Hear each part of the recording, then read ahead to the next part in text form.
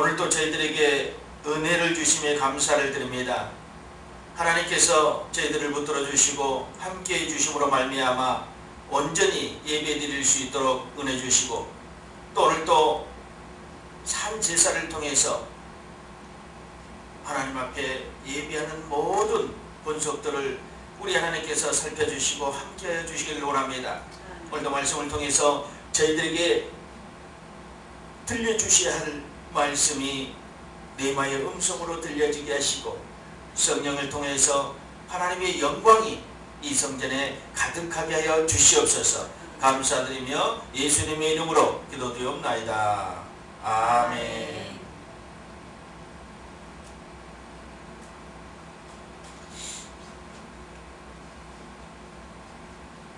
저는 이 주를 앙망하라는 제목으로 함께 은혜를 나누겠습니다. 예레미야 14장 22절에 나온 한 절의 그 말씀으로 우리가 함께 은혜를 나누는데요. 이 사람들에게는 무엇이든 희망이 있는 사람은 그 희망 때문에 살아갑니다. 어떤 희망이든. 그러나 희망이 없는 사람은 목표와 그 도달해야 될 어떤 그 목적지가 없기 때문에 무작정 살아갑니다. 두 부류의 차이는 한 단어의 차이일지 모르지만 삶에 있어서는 아주 지대한 영향력이 있는 차이점으로 나타나기 시작합니다. 그래서 희망을 가지고 살지 않는 사람들은 그냥 무작정 사는데 그냥 먹고 살려고 살았다고 합니다. 먹고 살기 위해서 살았다고 합니다. 그리고 그것 때문에 일했다고 합니다. 직업도 또 일하는 어떤 형태도 먹고 살기 위해서 했다고 합니다. 너무도 무가치한 삶 아닐까요? 그러나 반대로 이 소망이 있는 사람은 그 목표가 뚜렷하기 때문에 어렵고 힘든 일들을 극복해낸다는 것입니다. 그 소망이 어려운 일들을 극복해낼 수 있는 힘의 원천이 된다는 것입니다. 누군가를 위해서 내가 달려갈 때, 누군가를 살리기 위해서, 아니면 누군가의 건강을 위해서, 누군가의 삶을 위해서, 뭐 자신의 삶은 당연히 마찬가지겠지만,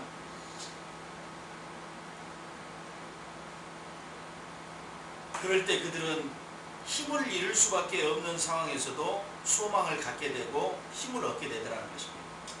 그래서 이 사람들에게 목표를 삼고 또 사람들이 추구하는 이 희망이나 소망, 기대, 목표, 목적, 이런 것들이 아무것도 아닌 것 같지만 사람에게는 큰 힘을 발휘할 수 있다는 것입니다. 오늘 본문에 보니까 우리가 주를 앙망하옵는 것은 그렇게 얘기했어요. 사실상 주님을 앙망하는 것은 그분께 우리가 기대하는 것입니다. 그 기대와 소망은 영생이란 그나큰 영원한 생명을 안고 있는 것입니다. 그럼 우리가 무엇 때문에 그분을 앙망하고 기대하는가? 그것이었어요. 기대와 소망은 영생이었습니다. 오늘 본문을 통해 말씀으로 더 깊은 여행을 한번 해보는데요. 먼저는 이 한 절에 나와 있는 우리 제목 앙망하다를 한번 보니까요. 이 킹제임스 버전에서는 기다리다라고 써 있어요. 표현해놨더라고요. 기다리다. wait라고 해놨어요. We will wait upon thee. 우리가 주님을 기다리오니 그렇게 해놨어요. 그런데 NIV 버전에서는 바라다, 기대하다, 희망하다, 호프로 이렇게 두 가지 상반된 어떤 그 표현을 해놨어요. 두 성경에는. 그런데 두 가지 다 같은 뜻이에요. 사실상은. 희망하다, 기다리다. 다른 것 같지만 소망하다, 기다리다, 기대하다 다 같은 뜻이에요. 다른 의미로, 조금 다른 의미로 표현된 것 같지만 같은 뜻입니다. 그래서 여러분들이 이 앙망하다는 기다리다라고도 표현되면서 기대하다. 기대. 우리가 뭔가 기대하는 거 있잖아요. 시험을 봤다면 시험에 합격했을 걸 기대하는 거 있잖아요. 이런 거 있잖아요. 무엇인가 일을 해놓고 결과가 나오기를 기대하는 것. 이것처럼 기대가 여기에 또 앙망이라는 표현으로 돼 있더라는 것입니다. 그래서 여러분들이 이 앙망하다는 단어 하나를 여러분들이 잘 머릿속에 기억해 둔다면 항상 이 성경적인 표현에서 앙망이 여러분에게는 상당히 그 귀한 목표와 목적으로 다가올 수 있습니다. 그래서 우리는 이 열방은 하나님이란 것을, 하나님의 것이란 것을 알고 시작하면 여러분들이 훨씬 더 이 앙망하다, 기대하다는 것에 더 풍족한 은혜를 받을 수 있을 것입니다. 모든 세계는 그의 만드신 바라 그의 것이며 그분의 통치권 안에 들어 있습니다. 시편 20편 28절에 보니까 나라는 여호와의 것이요 여호와는 열방의 주제심이로다. 열방은 민족, 주제는 통치자로 이렇게 바꿔서 얘기해도 됩니다. 다른 말로 여호와는 민족의 통치자이심이로다. 우리가 그렇게 다시 오기를 고대하고 소망하는 분이 아무 데서나 찾을 수 있는 분이 아니라는 것입니다. 열방이 그의 것이라고 합니다. 열방을 그가 통치하고 계신다고 합니다. 시편 기자는. 또한 히브리서 1장 3절에는 이는 하나님의 영광의 광채시요 그 본체의 형상이시라. 그의 능력의 말씀으로 만물을 붙드시며 죄를 정결케 하는 일을 하시고 높은 곳에 계신 위엄의 우편에 앉으셨느니라. 예수님을 표현하고 있는 것입니다. 이는 하나님의 영광의 광채시요 그 본체의 형상이니라. 그의 능력의 말씀으로 만물을 붙드시며 죄를 정결케 하는 일을 하시고 높은 곳에 계신 위엄의 우편에 앉아 계시느니라. 여기서 능력의 말씀으로 만물을 붙드시고 이렇게 놨어요. 이 붙드시고를 헬라어로 헬라의 원어에 보니까 페로라고 옮겨놨어요. 페로라고 해놨는데 옮기다 이 뜻이에요. 옮기다. 그러니까 만물을 옮기시고 누가복음 5장 18절에 한 중풍병자를 사람들이 침상에 메고 와서 예수 앞에 들어놓고자 하였으나 이 중풍병자를 옮길 때 그 옮겼다 그 뜻이 여기에 담겨 있어요. 중풍병자를 메고 왔잖아요. 중풍병자를 메고 옮겨왔잖아요. 그 메고 옮겨왔다는 뜻이 여기에 하나님께서 히브리서 1장 3절에 만물을 붙드시고 옮기시고 메고 왔다, 메고 옮기셨다 그런 뜻이 거기에 들어있다는 것입니다. 그러면은 하나님께서 다른 말로 표현하면 하나님께서 온 우주를 메고 움직일 수 있다는 겁니다. 들어서 움직일 수 있다는 것입니다. 옮길 수 있다는 것입니다. 만물을 그가 붙들었다는 것은 만물을 붙들고 그가 마음대로 움직일 수 있다는 표현입니다. 그냥 우리말 성경에는 붙드셨다, 그냥 또 중풍병자를 메고 왔다 이렇게만 표현해 놨습니다. 에베소서 1장 11절에 보니까 모든 일을 그의 마음의 원대로 역사하시는 자의 뜻을 따라 우리가 예정을 입어 그 안에서 기업이 됐다. 그의 뜻대로 모든 일을 그 마음의 뜻대로 움직이시는 분이 누구시냐 이거지. 여호와 하나님 예수 그리스도라는 것입니다. 그분께 이 열방이 그분께 달려있고 열방의 치리와 열방의 움직임, 이 온 우주의 움직임이 그의 마음의 뜻에 따라 움직여지고 다스려지고 통치된다는 것입니다. 하나님은 영원전부터 계시면서 세상 끝날까지 계실 분이시다. 하나님은 자신이 처음이자 끝이라고 하셨습니다. 그러니까 하나님이 아무것도 없을 때 시작했어요. 그분은 스스로 계신 분이라고 했어요. 누구에 의해서 만들어진 분이 아니라 생성된 분이 아니라 스스로 계신 분이었고 아마 세상 끝날까지 마지막까지 세상이 다 끝나도 그분은 계실 것입니다. 아무것도 없을 때 그분이 계셨어요. 이 세상이 다 없어지고 다 멸한다 할지라도 그분은 남아 계실 거라는 것입니다. 우리가 믿고 따르는 분, 우리에게 믿음으로 말미암아 영생을 얻게 하시는 분, 은혜로 말미암아 구원을 얻게 하시는 분이 바로 그분이시라는 것입니다. 우리가 부모로부터 태어나서 예수를 믿게 되므로 하나님을 알게 되고 그분의 세상을 통치하는 것을 알았지만 지금도 혹은 하나님의 백성들 사이에 그분이 온 우주를 다스리고 통치한다고 전적으로 믿는 사람이 얼마나 될는지 궁금합니다. 여러분 이건 잘 들으셔야 돼요. 하나님께 하나님께서 우주를 통치하시고 관리한다고 100% 믿는 사람이 우리 크리스찬 중에 얼마나 되느냐 이거죠. 늘 조금은 믿습니다. 자기에게 관계될 때는 믿습니다. 그런데 자기와 관계되지 않고 자기가 실패 만났어도 이 하나님은 온 우주를 다스린다는 걸 믿어야 되는 것입니다. 자기의 실패와 관계없습니다. 자기 죽고 사는 것과 관계없고 가족의 죽고 사는 것과 관계없습니다. 하나님의 통치는요, 그와 관계없이 하나님은 우주를 통치하고 계신다는 것입니다. 그 일련의 일들은 하나님의 관계 속에서 다 일어난 일들이지만 내가 죽는다고 해서 하나님의 통치를 멈추는 건 아니라는 뜻을 표현하고 있습니다. 하나님을 확실하게 알아야 됩니다. 그리고 믿어야 됩니다. 그분을 안다고 하면서 믿지 않는 것은 아는 것이 아닙니다. 그리고 믿음이 아닙니다.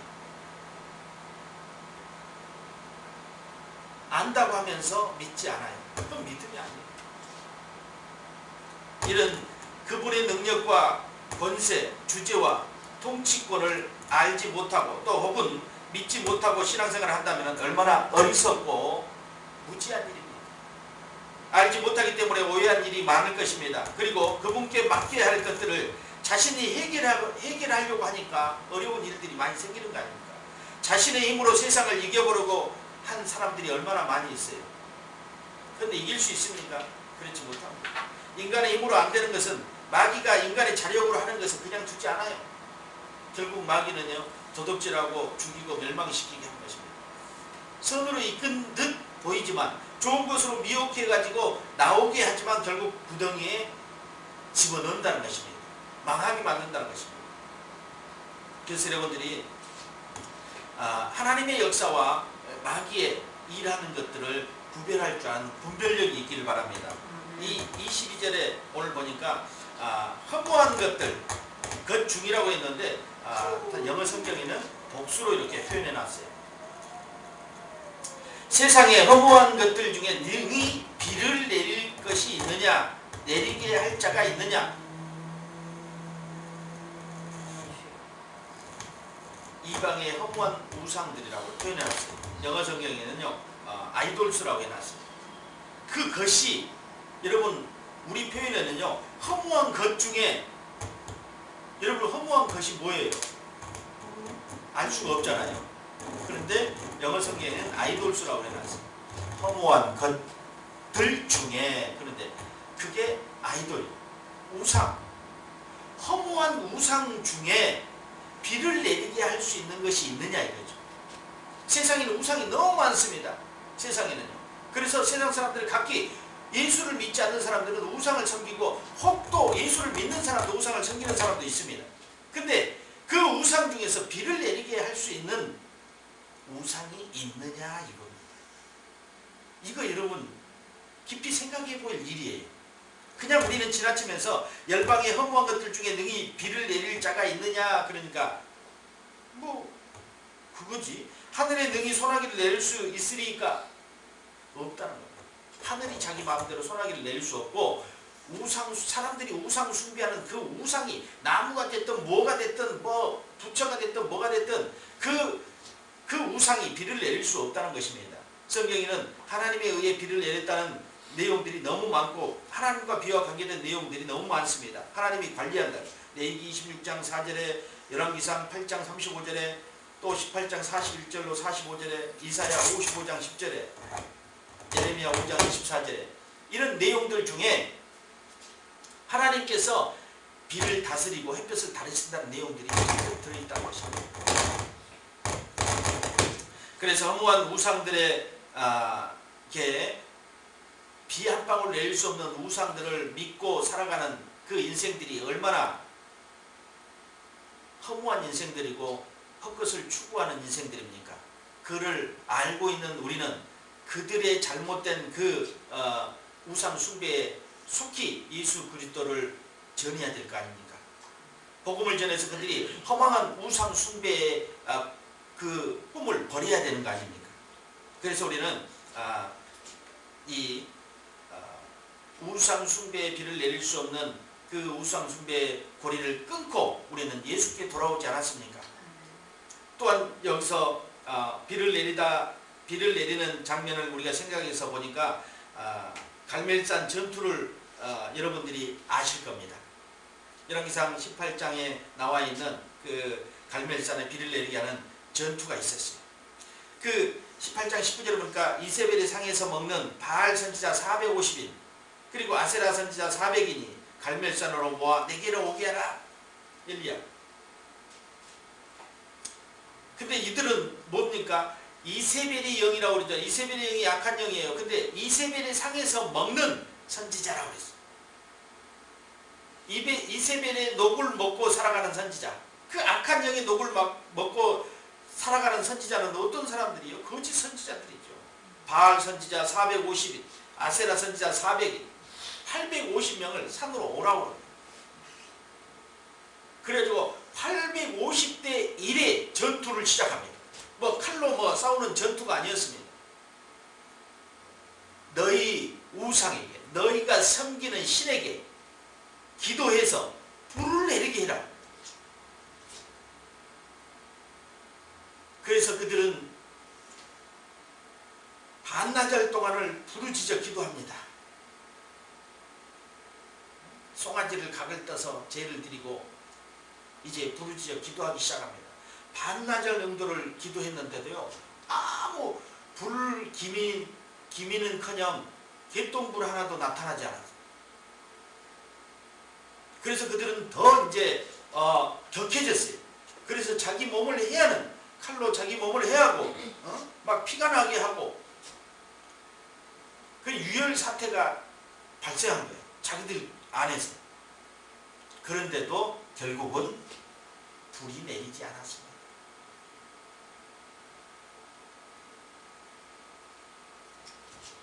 엘리야의 그 기도를 통해서 그 시내 도랑에 물이 흐르는 곳에 불이 내려서 그 도랑을 핥았다고 합니다. 그 물이 내리는 개천을 말렸다고 합니다. 불이 얼마나 크게 떨어졌는지. 이렇게 해서 바알 아세라 선자 850인 이세벨의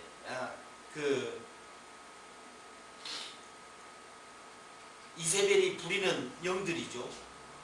그런 선지자들이죠. 그런데 결국 그들이 섬기는 그 신들은 아무것도 할 수 없는 것들. 그러니까 엘리야가 조롱하듯이 얘기합니다. 18장에 보면은 재밌는 장면이 나와요. 너희들의 신이 혹시 졸고 있지 않나? 더 큰 소리로 불러라. 혹시 외출하지 않았나? 아니면 다른 일을 보고 있지 않느냐?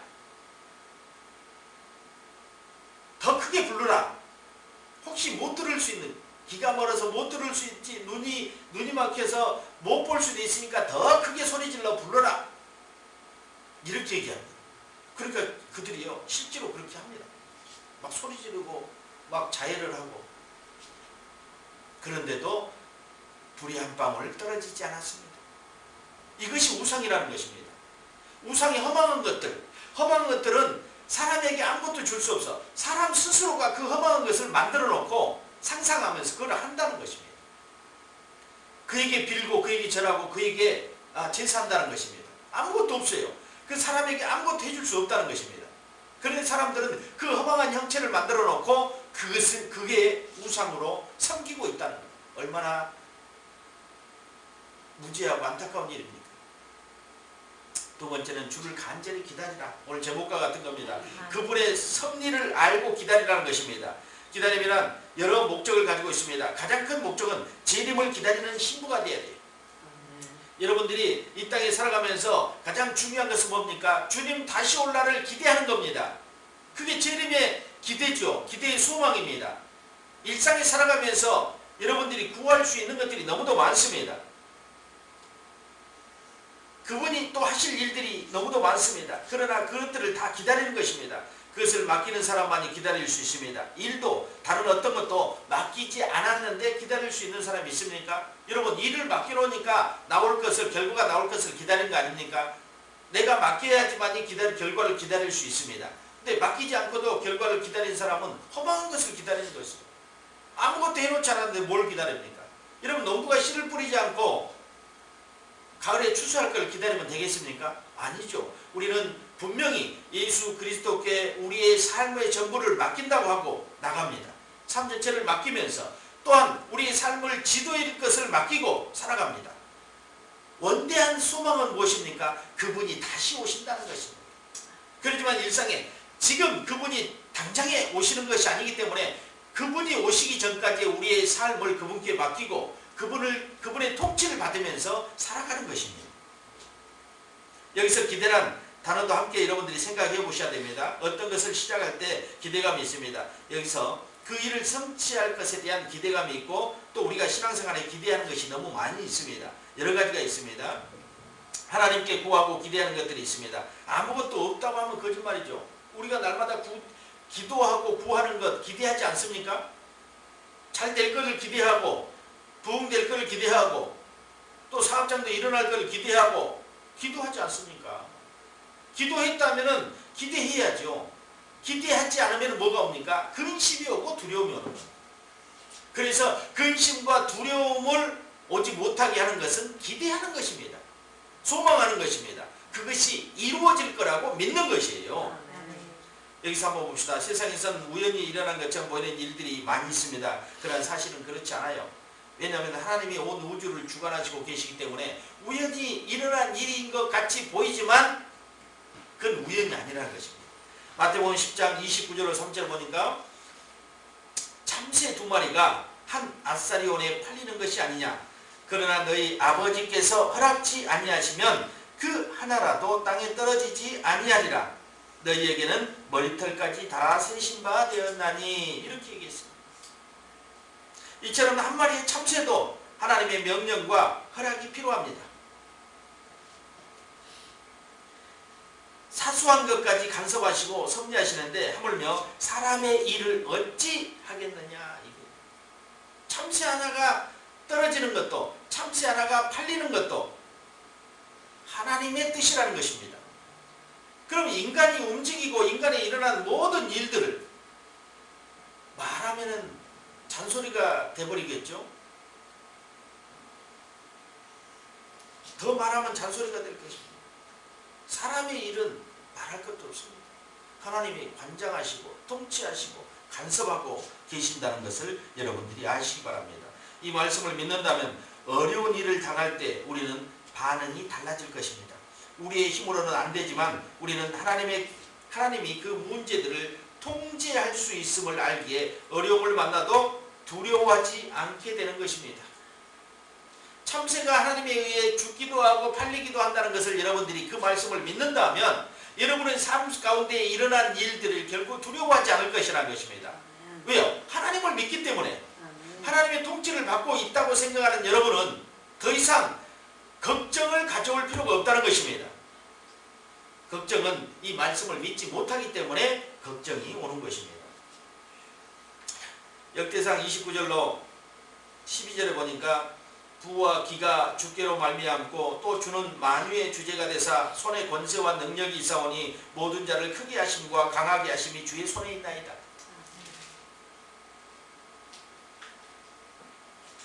역대상 29장 12절에 부와 기가 주께로 말미암고 또 주는 만유의 주제가 되사 손에 권세와 능력이 있사오니 모든 자를 크게 하심과 강하게 하심이 주의 손에 있다. 그분의 손에 일생의 목숨이 달려있고 성공과 실패도 달려있습니다. 축복과 구원도 그의 손에 달려있고 은혜와 사랑도 그의 손에 달려있습니다. 질병과 건강도 지옥과 천국도 그분의 손에 달려있다는 것입니다. 그분의 움직임에 따라 지옥과 천국도 달라진다는 것입니다. 하나님께서 요셉을 사용하는 방법을 보니 그 방법은 가히 신묘막측하고 계산한 섭리였습니다. 그러나 그분의 계획은 차질없이 진행되어 그로 인하여 한 가족을 구원하시기에 한 사람을 극심한 고통 가운데 몰아놨습니다. 요셉이 머리가 좋고 총명한 아이였습니까? 그렇지 않습니다. 우리와 거의 흡사한 사람이었습니다. 우리와 똑같은 사람이었습니다. 머리가 막 2배로 좋고 3배로 좋고 그렇게 좋은 총명한 아이가 아니었다는 것입니다. 요셉의 이야기를 한번 봅시다. 하나님이 어떻게 그를 고통 가운데 밀어넣는지. 채색 옷을 입고 아버지 무릎에서 그의 사랑을 독차지했던 어린 요셉을 형들이 미워하게 했어요. 왜? 아버지가 요셉을 너무 사랑하기 때문에. 형들이요. 그렇게 하는 형들이 모의로 인하여 요셉을 구덩이에 빠뜨리고 죽여야겠다는 그런 작당을 합니다.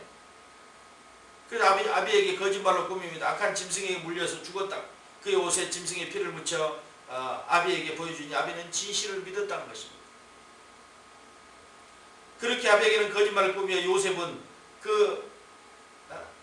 원래 이제 구덩이에서 죽게 했어야 되는데 그 루벤의 소리를 루벤이 목숨은 해하지 말자.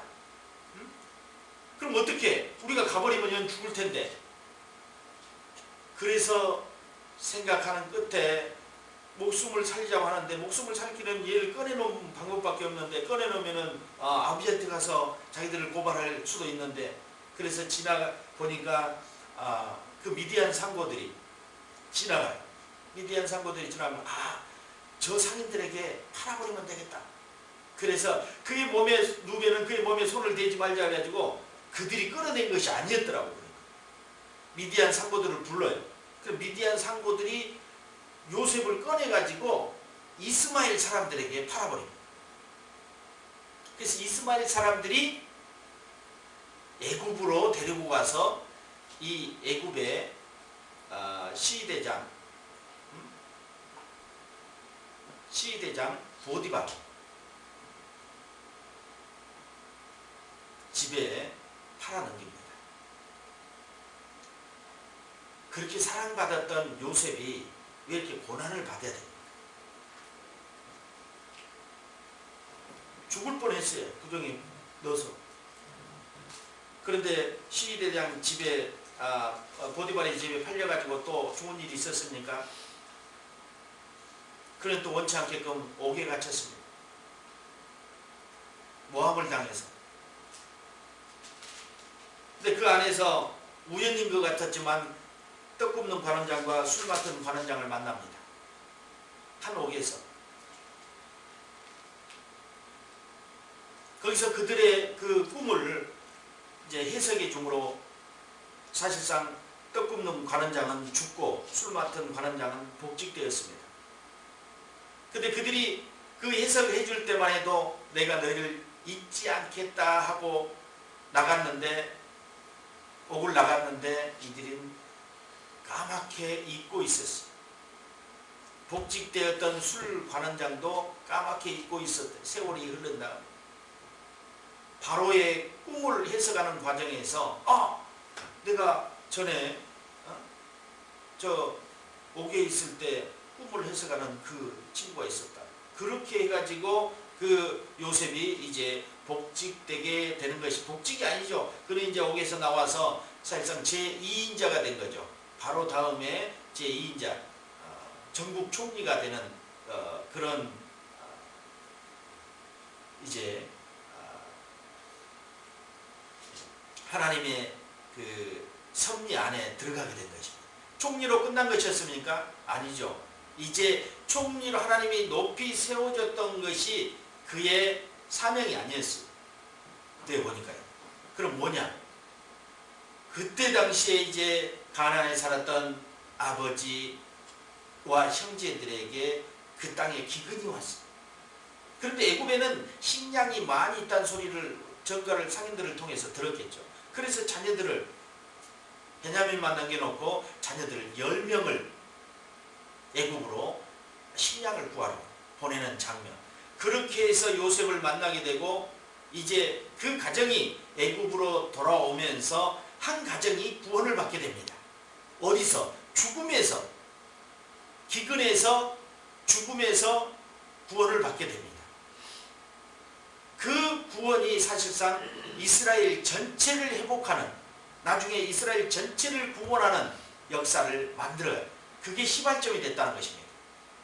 그러니까 요셉의 고통, 요셉이 형들에게 죽임벌을 당하고 죽임을 당할 뻔하고 또 옥에 갇혀서 고난을 당하고 17년 가까이를 종살이를 하면서 어려움을 겪었던 그런 요셉에게 하나님의 구원의 목적이 있었다는 것입니다. 그래서 가족들을 그들은 다 용서했어요. 형제들을 용서했어요. 아버지가 잘못이 없지만 형들은 잘못이 있잖아요. 죽이려고 했으니까. 근데 형들을 다 용서하고 끌어안았기 때문에 그들이 구원 안으로 들어왔던 것입니다. 우리에게 잘못된 일을 했거나 나에게 또 상처를 입혔거나 또 손해를 입혔거나 하는 사람이 있다 할지라도 우리는 그를 끌어안아 용서해서 그의 영혼을 살려야 된다는 것입니다. 그래서 그 영혼을 다 살렸어요. 그 영혼을 살린 게 사실상 그 한 가정이 불어나가지고 이스라엘 민족이 된 겁니다.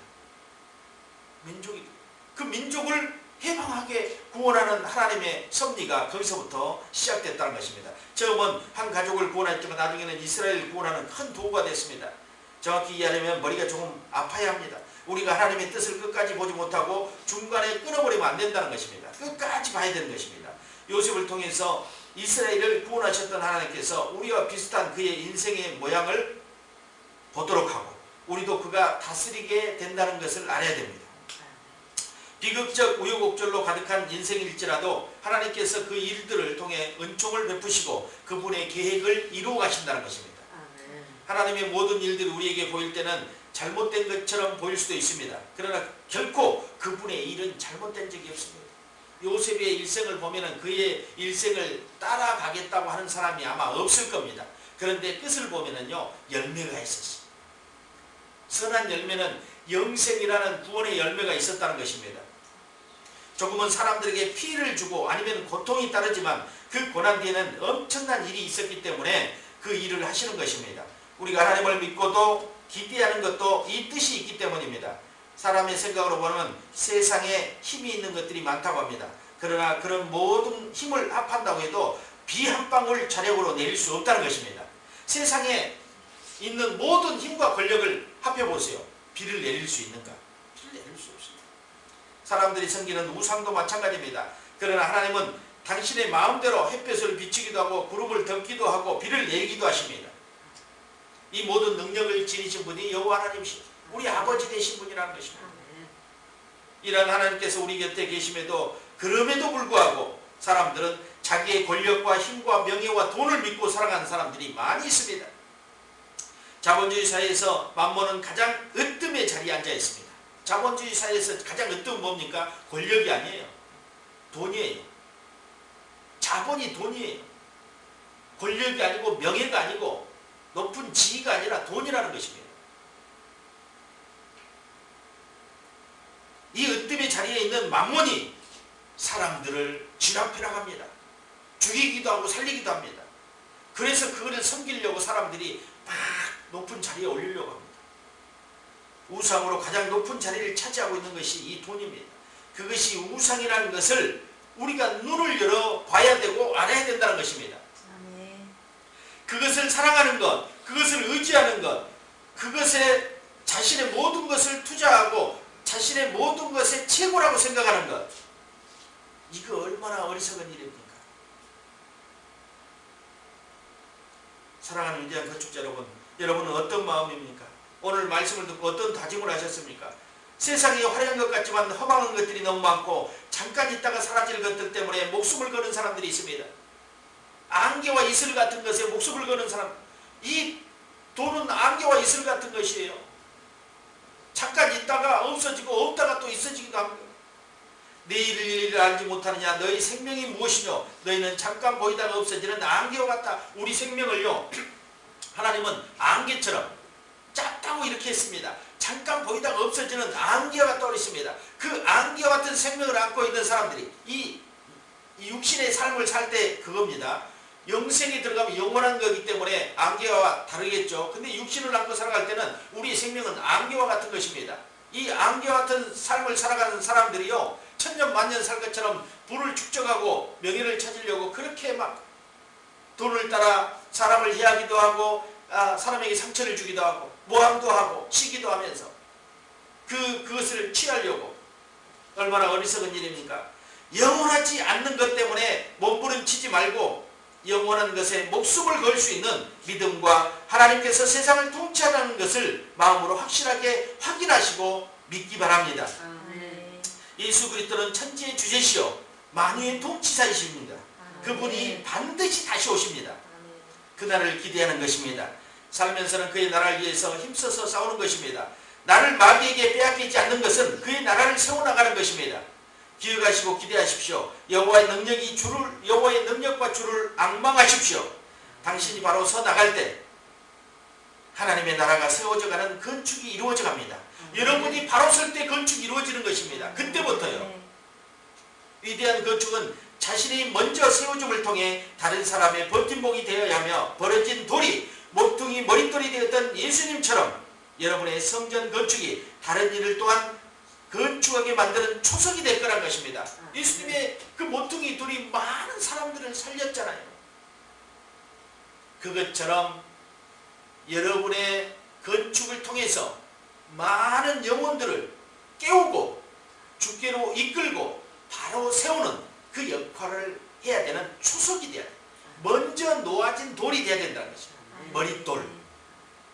건물을 지을 때 가장 먼저 놓았던 그 머릿돌이 되어야지만이 그거를 추측으로 해서 집을 짓습니다. 그래서 여러분들이 그 머릿돌이 된 초석이 되는 그 건축에 여러분의 마음의 성전이 먼저 건축되는 초석이 됩니다. 전능하신 하나님의 그 힘을 얻고 권세를 얻고 능력을 얻어서 여러분들이 살아가요. 만몬에게 마음을 빼앗기지 말한 것입니다. 그것은 도구로 사용될 뿐이에요. 우리 인생에 살아가면서 도구일 뿐입니다. 영생을 주는 것도 우리의 어려운 가장 고민스러운 문제도 해결하는 것이 아니라 그것은 일상에 살아가면서 우리가 먹고 사는 의식주의 문제에서 자꾸 도구로 사용되는 것일 뿐입니다. 그것이 하나님의 위에서도 안 됩니다. 추앙받아서 안 되고 우상 숭배로서도 안 됩니다. 우상이 될 수가 없습니다. 근데 세상은 그것을 우상으로 섬깁니다. 우상. 위대한 건축자들은 오직 하나님을 바라면서 하나님을 기대하고 재림의 예수님을 기대하는 그런 기대를 통해서 신부단장하고 마음껏 우리 안에 성전을 새롭게 하고 건축하는 여러분들이 다 되시기를 예수 그리스도의 이름으로 축원드립니다. 아멘. 기도하겠습니다. 하나님, 오늘도 저희들에게 주를 앙망하라는 말씀을 통해서 은혜를 주심에 감사를 드립니다. 험한 것에 우리 마음을 뺏기지 않게 도와주시옵소서. 진정으로 아버지 하나님, 이 우주를 관장하시고 다스리고 통치하시는 여호와 하나님을 바라며 다시 오실 예수님을 기대하는 저희들의 신앙이 될 수 있도록 인도해 주옵소서. 세상에는 우리의 마음을 빼앗아가는 것들이 너무도 많습니다. 그러나 우리가 그것들에게 속지 않고 그것들에게 미혹되지 않아서 우리의 마음을 빼앗기지 않도록 성령이 함께 하시고 인도해 주옵소서. 그러기 위해서 우리가 날마다 성령의 충만함을 입기를 원합니다. 그 충만함을 통해서 하나님 나라가 올바로 세워지고 성전이 올바로 건축되는 역사가 우리들 가운데 먼저 나타나게 도와주시고 그 성전 건축의 초석이 아버지 하나님이 되어 예수 그리스도를 영원하게 하며 하나님께 영광 돌리는 우리의 신앙이 될 수 있도록 인도해 주옵소서. 동부의 건축자들을 사랑하시고 이끌어주신 하나님, 늘 생활 가운데서도 분초 때마다 지켜주시고 보호하여 주셔서 하나님, 우리가 신앙하면서 오직 여호와를 앙망하는 신앙이 될 수 있도록 인도해 주옵소서. 감사드리며 예수님의 이름으로 축복하며 기도드리옵나이다. 아멘.